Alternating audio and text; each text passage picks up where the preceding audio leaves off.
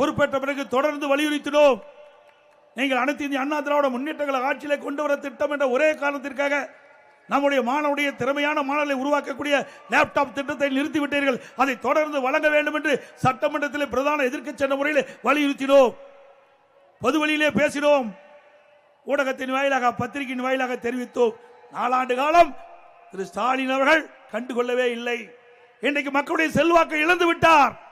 நடைபெறுகின்ற சட்டமன்ற பொதுத் தேர்தலில் தோல்வி அடைந்து விடும் என்ற தோல்வி பயத்திலே இன்றைக்கு அறிவித்திருக்கின்றார்.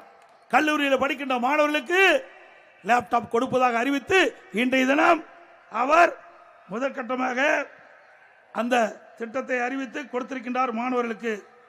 நாங்கள் அந்த திட்டத்தை அதிமுக ஆட்சியிலே கொண்டு வரப்பட்ட திட்டம், அதை நாங்கள் வரவேற்கின்றோம். திரு ஸ்டாலின் அவர்களை இப்பொழுது ஏற்றுக்கொண்டு விட்டார். அனைத்து இந்திய அண்ணா திராவிட முன்னேற்ற கழக ஆட்சியிலே கொண்டு வரப்பட்ட திட்டம் சிறப்பான திட்டம் என்று இன்றைய முதலமைச்சர் ஏற்றுக்கொண்டு இன்றைக்கு அந்த திட்டத்தை துவக்கி வைத்திருக்கின்றார். சிந்திச்சு பாருங்க, 4 ஆண்டுகளவா கொடுத்திருந்தா மாணவர்கள் எவ்வளோ பயன்பெற்றிருப்பாங்க. இல்ல நீங்க கொடுக்கிறது ரைட், வேண்டாம் நாங்கள் சொல்லல, அதை வரவேற்கிறோம். எப்ப கொடுத்திருக்கணும்?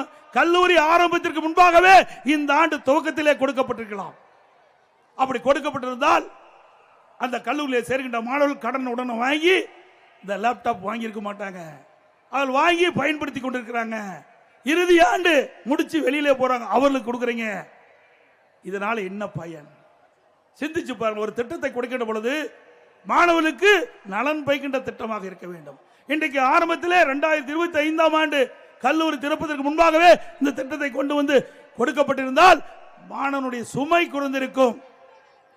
பொம்மை முதலமைச்சர், திறமையற்ற முதலமைச்சர் நாட்டை ஆளுகின்ற காரணத்தில்தான் இப்படிப்பட்ட அவலங்களை இன்றைக்கு தமிழகத்தில் இருந்து கொண்டிருக்கின்றதை. இந்த திட்டத்தை கொண்டு வந்து கொடுக்கப்பட்டிருந்தால் மாணவனுடைய சுமை குறைந்திருக்கும்.